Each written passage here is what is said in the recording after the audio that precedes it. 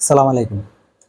আমরা সবাই ফেসবুক চালাই বা অনেকে চালাই না, তবে যারা ফেসবুক চালাই আমাদের ফেসবুকে অনেক ফ্রেন্ড থাকে, কিন্তু আমরা অনেকেই ফ্রেন্ডগুলোকে হাইড করে রাখতে পছন্দ করি, যাতে আমাদের ফ্রেন্ডদেরকে অন্যরা না দেখে।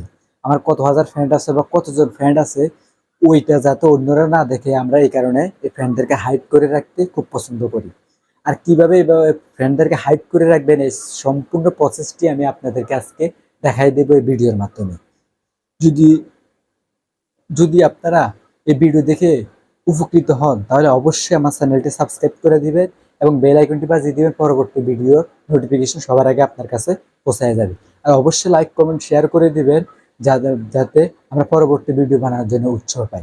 চলুন শুরু করা যাক, কিভাবে আপনি আপনার ফেসবুক ফ্রেন্ডদেরকে এমনভাবে হাইড করবে যাতে আপনার অন্য কোনো ফ্রেন্ড সার্কেল বা ফ্রেন্ড লিস্টের বাইরের বা মিউচুয়াল ফ্রেন্ডরাও আপনার ফ্রেন্ডদেরকে না দেখে।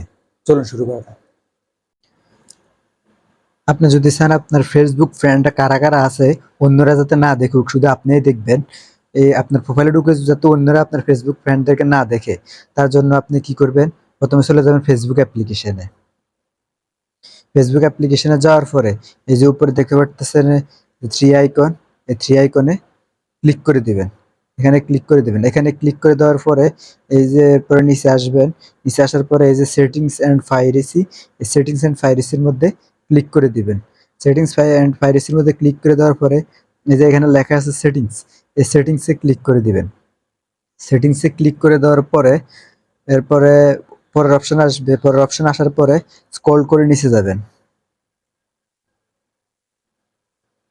নিচে যাওয়ার পরে এই যে এখানে লেখা আছে how people can find and connect you, ঠিক আছে?